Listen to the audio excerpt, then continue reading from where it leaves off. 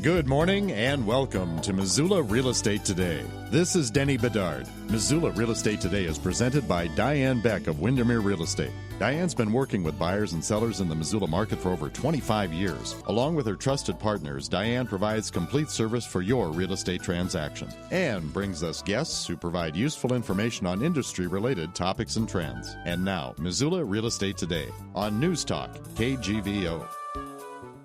As always, we appreciate you joining us. Happy Mother's Day weekend, all the mamas out there. We've got one in the studio with us today here. That's a good thing.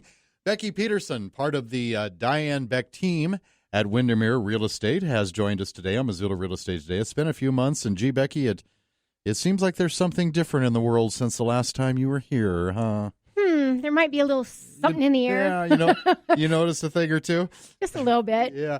How have you been conducting business? You're not closed, of course. People are still buying and selling homes, but you really had to modify normal business procedures.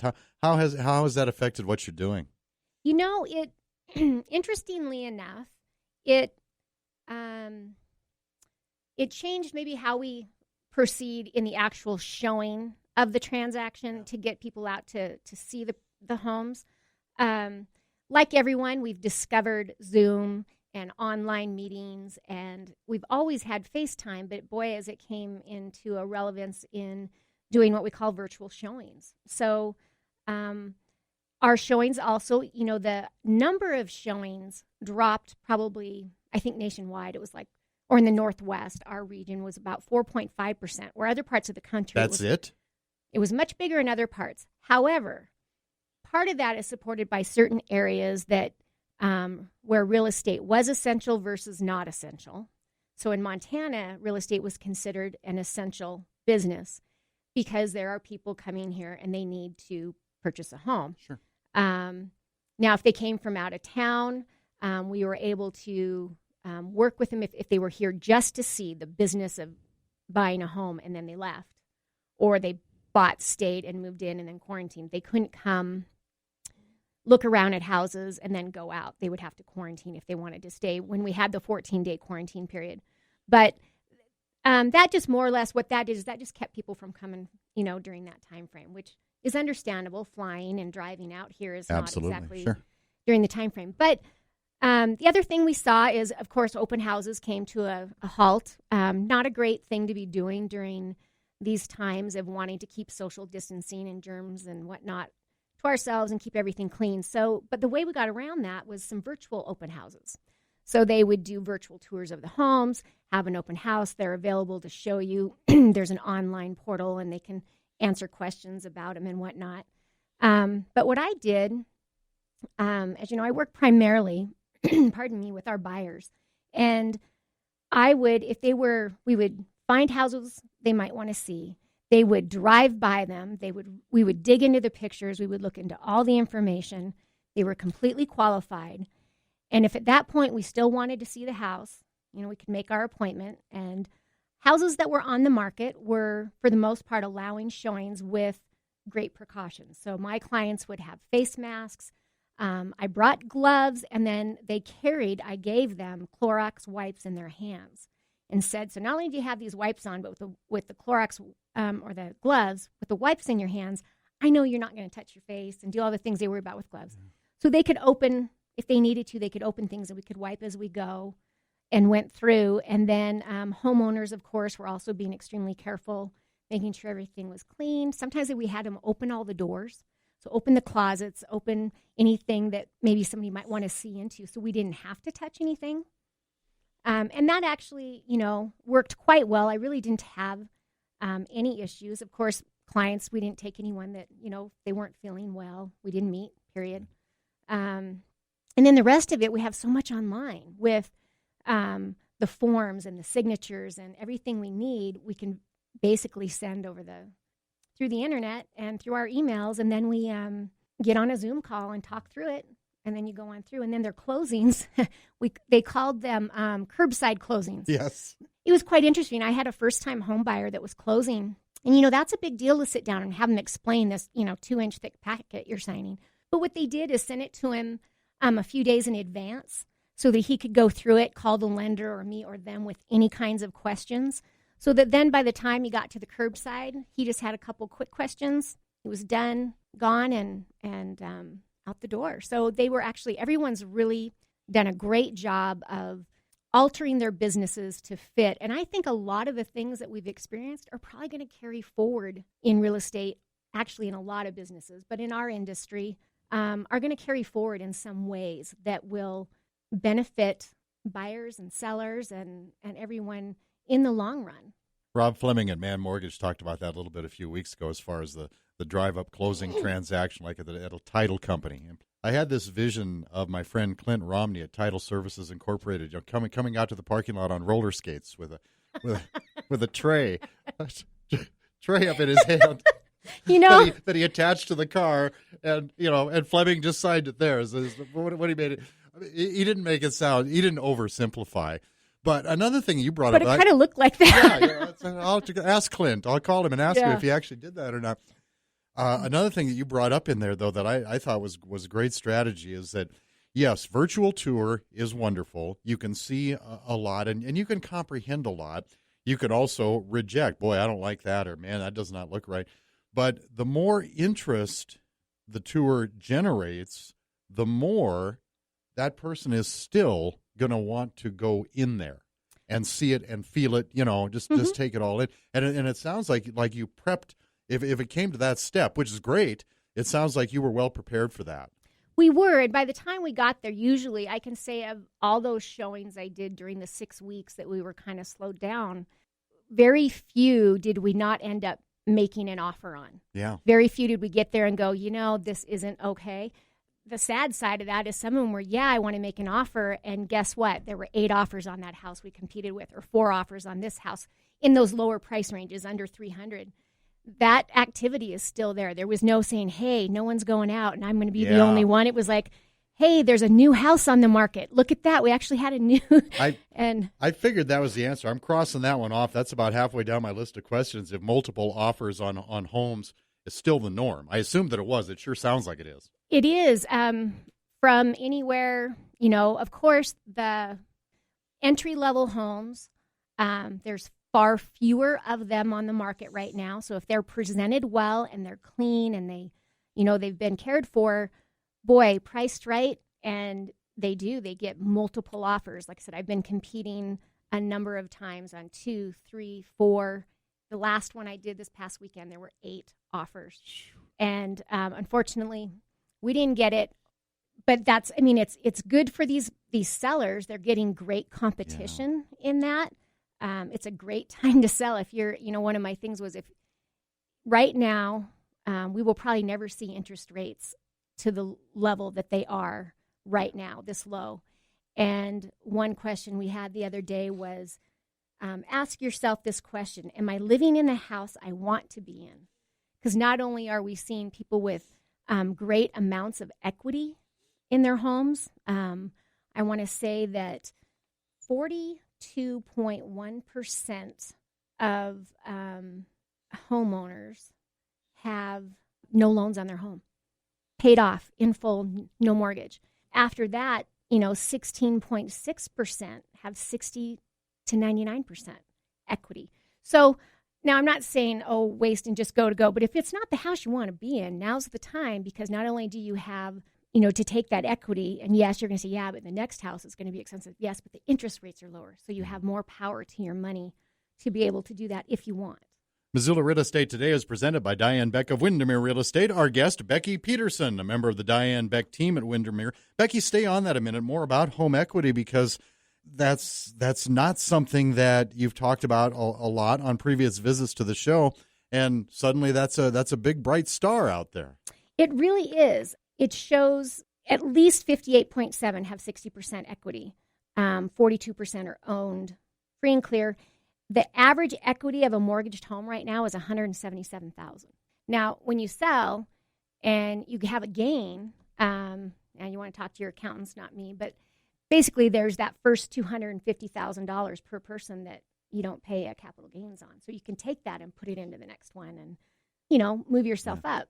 It is a bright star in what we see in the strength of the housing market. That is what's keeping homeowners safe during these times when some of them are a little we're all a little nervous. We've never been through this. I don't think anyone can predict. I predict that third and fourth quarter in the real estate market is going to be back to what we had projected, given we don't have a huge insurgence, changing in the fall. But I really do feel we'll come back to those levels. The reason I feel that it's going to continue to stay strong is people are very strong in their homes.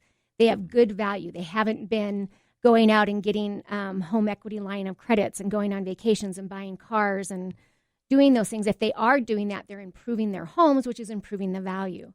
So we have got really strong homeowners right now that are really sitting in a great position in their house, that even if, which I do not believe, and neither do the experts believe, we will have a dip.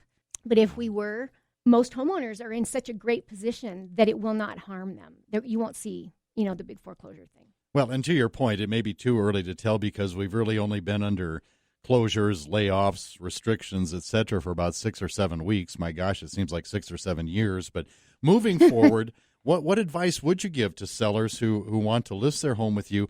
You've talked about some great numbers, some great success, at least in the Missoula market, but I would think managing expectations is going to be, or has already become, a little different?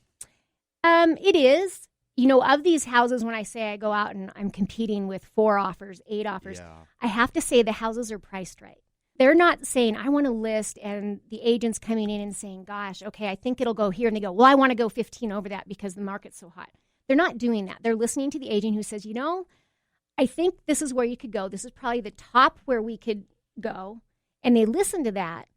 And then in that, like I said, those price ranges under $350, let's say, there's so much pent-up demand from sellers that have been waiting for the inventory to come on. They've been looking because, as you know, they can look while they're at home, and they're getting emails from us, and they're looking online at Realtor.com and or the RMLS, and then they're just waiting for something to come on the market. They've gotten approved, and they're ready to go.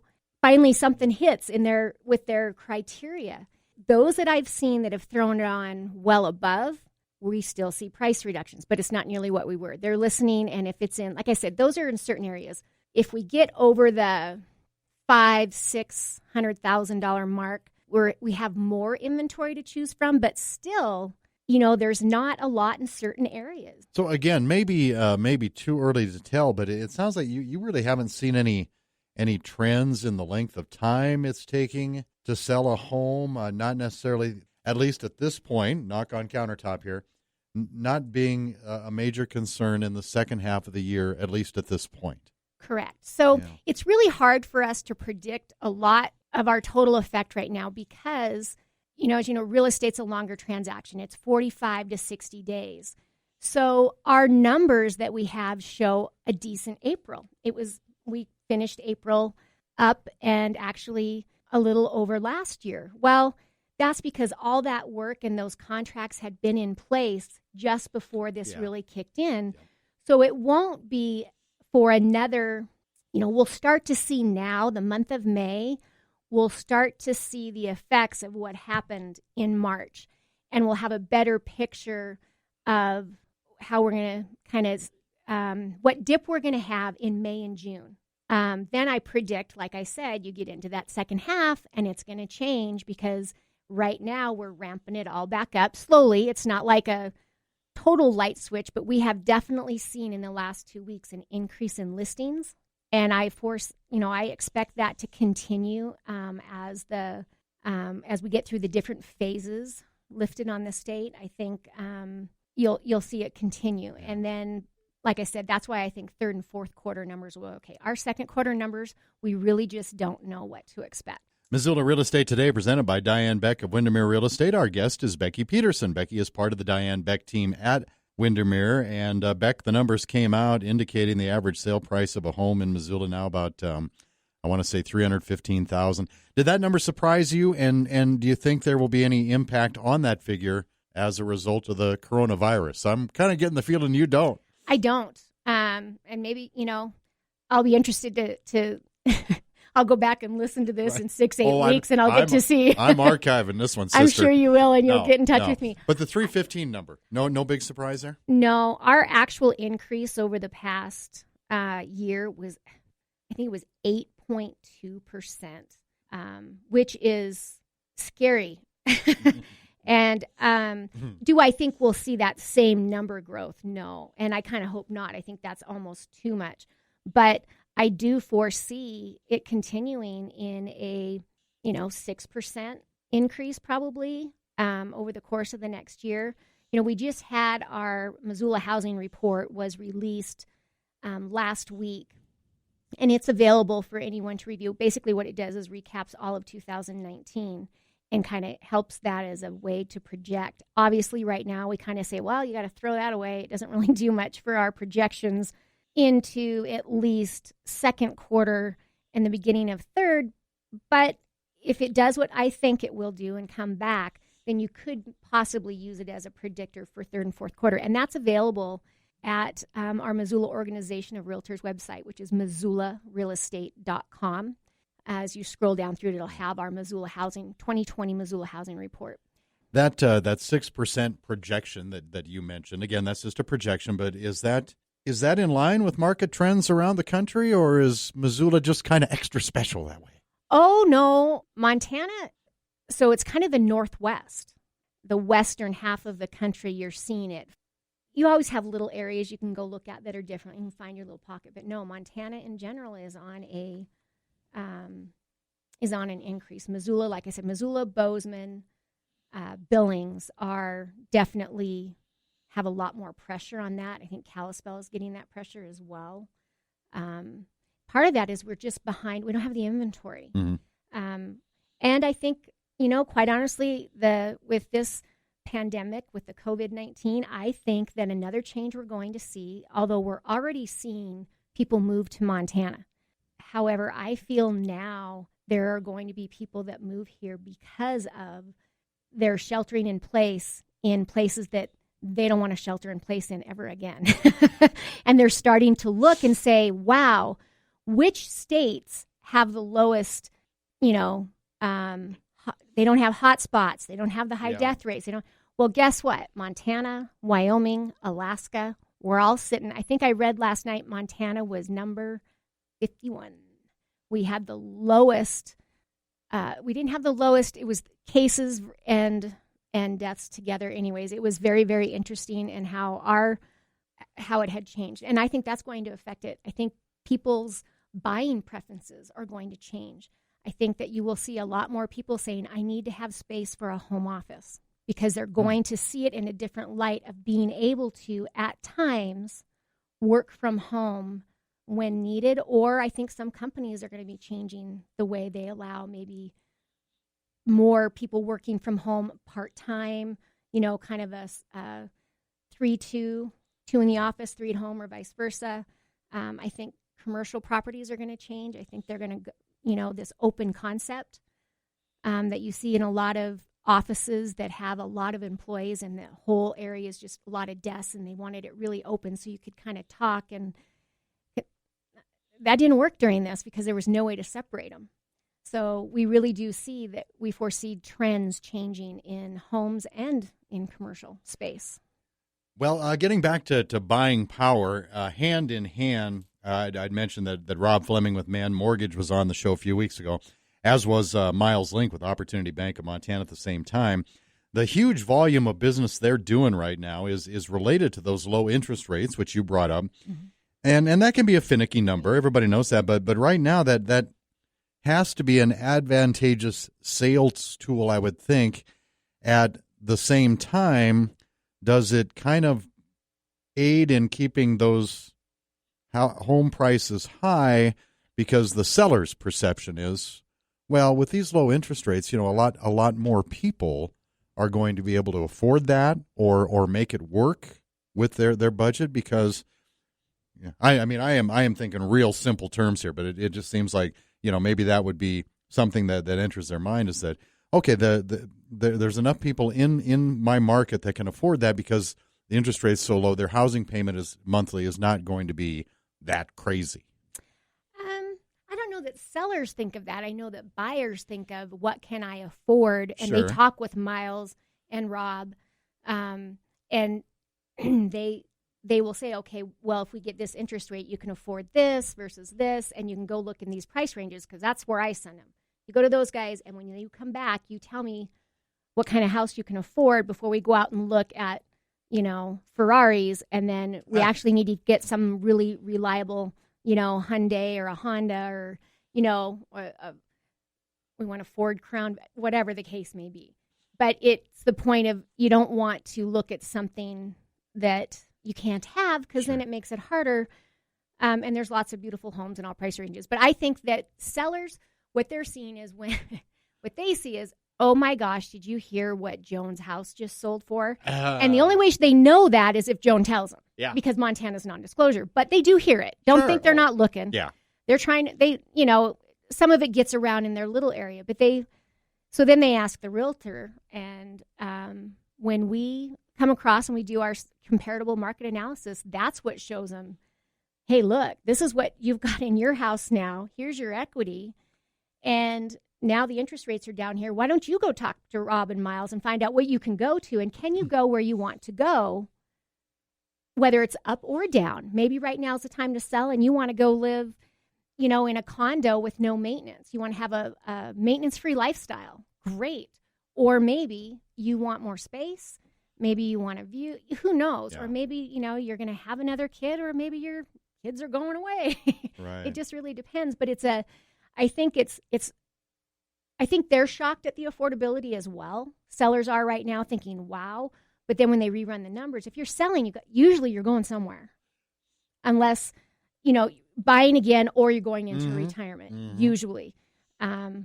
Although, there's those few that buy a really great motorhome and they go north and south and each direction. So another point those guys made was the length of time it takes to complete a transaction. I guess that goes back to you managing expectations that I asked you about earlier, but it can possibly take a little longer than usual right now under the current climate. It could.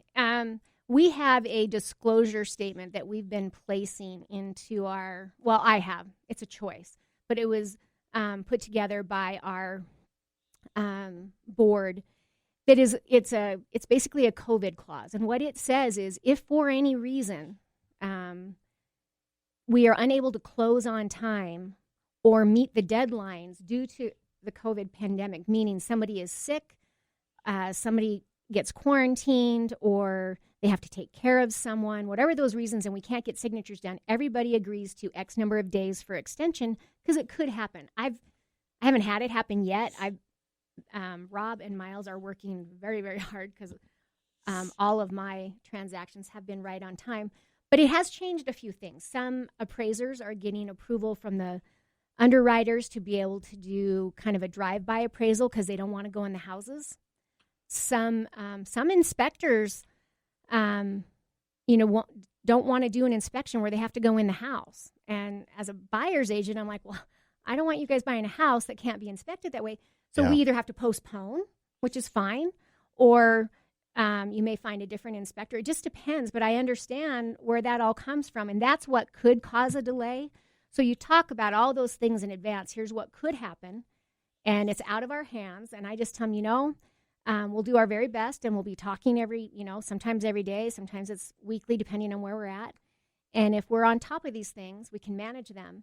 But so far, I have not had anyone I've visited with that has had in our area a big delay in an existing transaction. I did have a couple that fell apart right at the beginning, and they were investment properties, and they were buying existing rentals. And at that time, they just didn't know, because it was the first week, what was going to happen. And they were like, I can't do this right now. We're not in that position.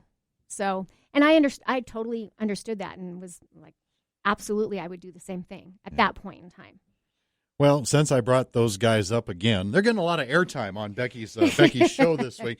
Wanted to thank some of Diane's marketing partners, Diane Beck from Windermere Real Estate's marketing partners, that bring you Missoula Real Estate Today every weekend here on News Talk KGVO.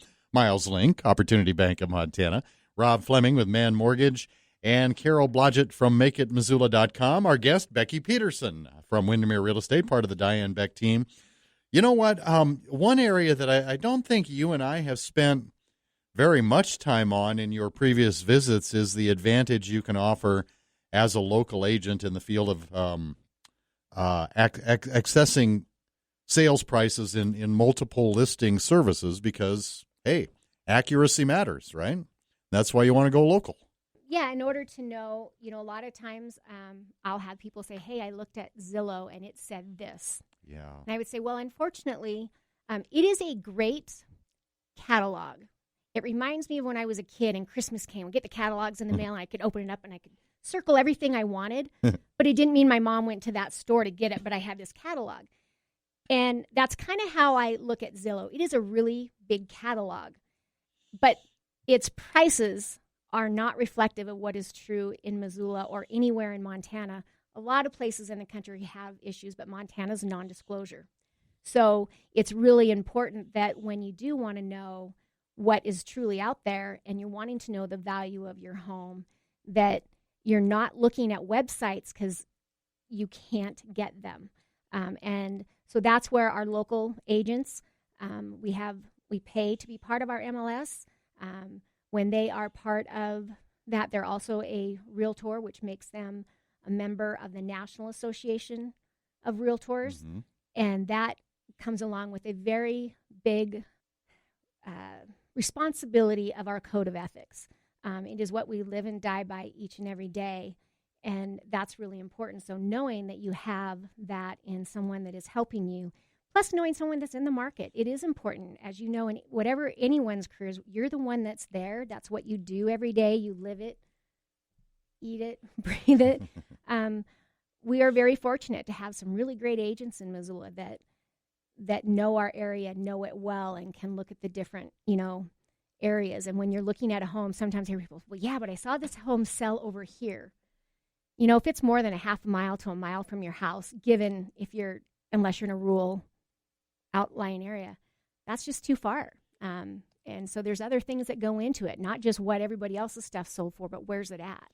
Well, gosh, we are dang near out of time, but since you brought up websites, Missoula Organization of Realtors, they have a good one, right? And contact information for you as well.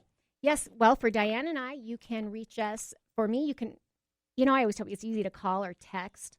And my number is 406-829-6003. We have a website, which is Missoula.com. Mm-hmm. That's got all of our information there and lots of great links and information and resources as you're doing your research and your homework about whether you want to buy or sell. And we have those.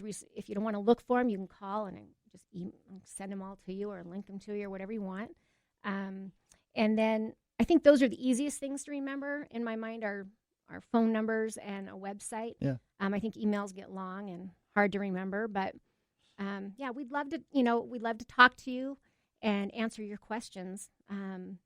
Right now, we kind of look at it and help people really weigh all the options that are there and talk about what's happening. For some people, it may not be the right time to buy or sell.